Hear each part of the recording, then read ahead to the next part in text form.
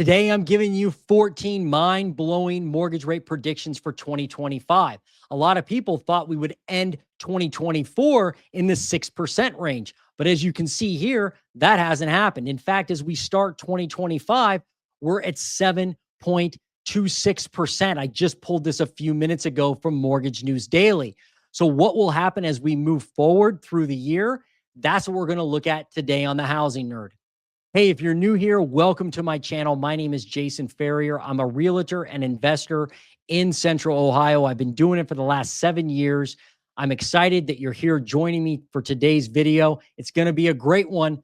Let's get going.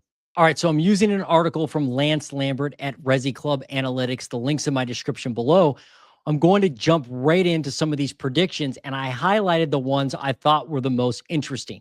So let's start with Redfin. What does Redfin think will happen to mortgage rates?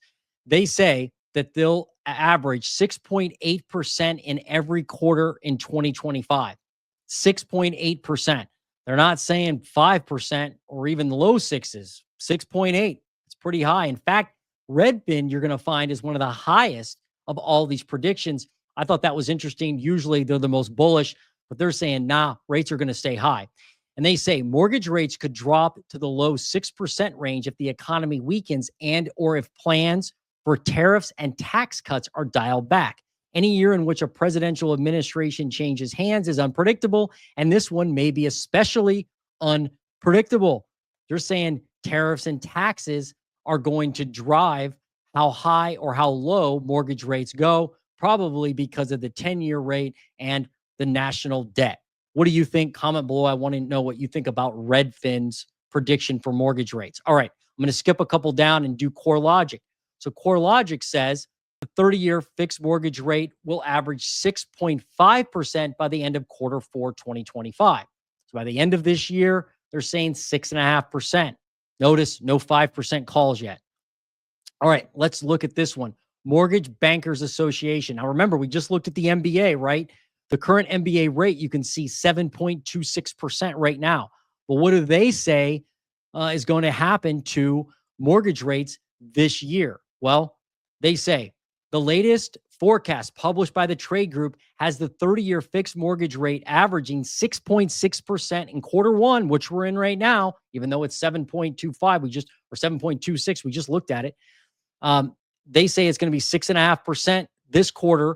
I'm sorry, 6.6% this quarter, 6.5% quarter 2, 2025, and 6.4% in quarter 3 and quarter 4 of 2025. In 2026, they expect rates to average 6.3 every quarter. No. All right, what about Fannie Mae? Fannie Mae says the latest forecast issued by Fannie Mae this month has the 30-year fixed mortgage rate averaging 6.5% in quarter 1 of 2025, 6.4% quarter 2 of 2025, 6.3% in quarter 3, 6.3% in quarter 4, and 6.2% in quarter 1, and 6.1% in quarter 2 of 2026. So just like the MBA, they're saying that rates are going to fall and be in the lower 6% range when we get to 2026. Moody's. This one was really interesting. So Mark Zandi always has something to say about the mortgage market. He says that the fixed rate will fall to 6.3% by the end of 2025, but that's an upwards revision from the 5.5% that Moody's had been predicting. And here's why. And check this out. This is crazy. He said that on mortgage rates, the forecast has changed given a Trump presidency and a Republican Congress. I now expect the fixed mortgage rate to end 2025 at 6.3%. The previous forecast was based on an assumption that Harris would win president with a divided Congress and thus the economic policy status quo. Under Trump, I expect higher tariffs and more immigrant deportations to result in higher inflation and interest rates. Mortgage investor concerns regarding the potential privatization of Fannie Mae and Freddie Mac will also add to higher rates than I previously expected. Wow. I was surprised at this quote. He basically was assuming that Harris was going to win the presidency and saying now that Trump has won, rates that are going to be higher for longer. Comment below. I want to know if you think Trump is going to cause rates to stay high, or if you think they'll actually come down because of Trump's policies. Comment below. I want to know what you think. All right, next one is Realtor.com. So Realtor.com, I thought it was interesting because they talk more specifically about how the new presidency will affect mortgage rates. And they say, basically, we're going to average 6.3% in 2025 and 6.2% in quarter four of 2025. So by the end of this year, going all the way to 6.2%. They say mortgage rates are expected to keep mortgage payments essentially unchanged in 2025, despite continued home price growth. However, higher economic growth under a Trump administration, which markets are currently anticipating, could lead to a boost in incomes. And if effective household tax rates go down, as promised by a Trump campaign, we could see a net increase in disposable household income, even if incomes don't rise. If both income and lower tax rates come to fruition, we could see homes become somewhat more affordable in 2025 than in the past few years. The wild card, of course, is how other policies of the new Trump administration affect prices of other goods and services. They're probably referring to the tariffs. So comment below. Home prices are going to continue to go up. And even if rates go up, people will still be able to afford homes. Why? Because Trump is going to create some economic nirvana, put more money in our pocket through better incomes and lower taxes. Tell me what you think. All right. Next, National Association of Realtors.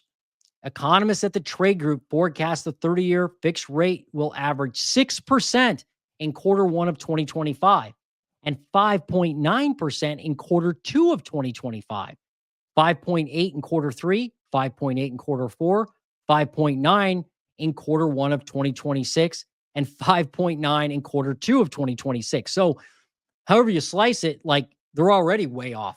We're at 7.26 right now, folks. I mean, I just showed you that, right? 7.26. That's where we are. You can see it right here.